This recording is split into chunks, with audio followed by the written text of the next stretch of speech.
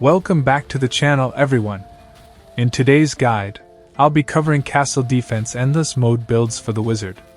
I was able to achieve over 41k points solo using these builds, and only failed toward the end because of running out of space to fight the boss and his ice area of effect damage. But in any case, I will keep this guide straightforward, and you guys should be able to see the gameplay in the background. Now, without any further ado, let's dive straight into the skills and essence modifiers we are using for this build. Starting with our choice of the primary skill, which is Electrocute. The reason I picked this is that later in the late stage, there will be huge waves of monsters, and this can chain lighting between them, so it works pretty well in Endless Defense mode. Moving to our first skill, we are using Lightning Nova, and our first essence is Sprite Spark.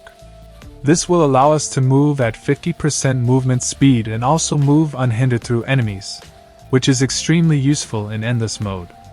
Our second essence is Frenetic Spark, reducing the cooldown of Lightning Nova by 18.6%. This will allow us to have almost 100% uptime for the Lightning Nova skill. Moving on to the second skill, we are using Black Hole, and we have only one modifier for it, which is Silver Lining. This will be huge later in Endless mode, where we can crowd control monsters and increase our damage by 28.5%. Now, for our third skill, we are using Ice Armor. And we have, again, only one modifier for it, which is what will keep us alive later in Endless mode by giving us 6 immunity crystals, which will negate all direct damage, proving to be a lifesaver. And now for our last skill, that is Disintegrate. And this is what will be doing the most damage. We have 3 modifiers for the Disintegrate skill.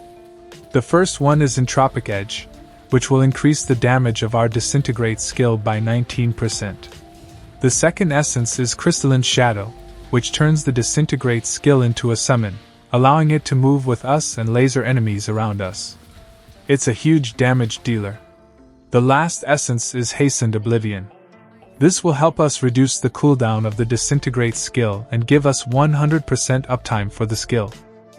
Now moving forward, I would recommend having at least 2 of these gems in your setup with this build to get the most benefit from the set pieces we are running, which we will talk about in a bit. But as for the gems, having Everlasting Torment and Viper Bite will help us apply damage over time effects on enemies, which will benefit us from set pieces. So, this is the first combination of gems you can go with. The second combination is Viper Bite and Seeping Bile. Again, the purpose is the same, applying damage to enemies and getting benefits from set pieces. As for the other 6 gems, you can pick whatever gives you the most damage. For the set pieces, this is what I will recommend. 2 pieces of Vithous Urges to extend the duration of the Lightning Nova skill and Ice Armor. This can also benefit some legendary gems like Bottled Hope, Gloom Cask, etc. The next 2 pieces, I will recommend Feasting Barons, to extend the duration of our damage over time gems on enemies. Later in Endless mode, when enemies will have millions of HP, we will get the benefits of this the most. Which brings us to our last 4 set pieces, and those are the 4-piece Banquet of Eyes. The first 2 pieces will give us 15% more damage versus all monsters. Once we apply poison, bleed, or fire on them, they will take increased damage from all sources. The 4-piece bonus will be easy to keep up. Our damage over time gems will poison and bleed enemies, which will help us have a 25% increased critical hit chance. Now secondary stats and magic attributes will also make a big difference, but I don't want to overwhelm anyone. This build will still work fine and you will be able to get some good results. Now I will leave you guys with gameplay. Consider leaving a like, I would appreciate it.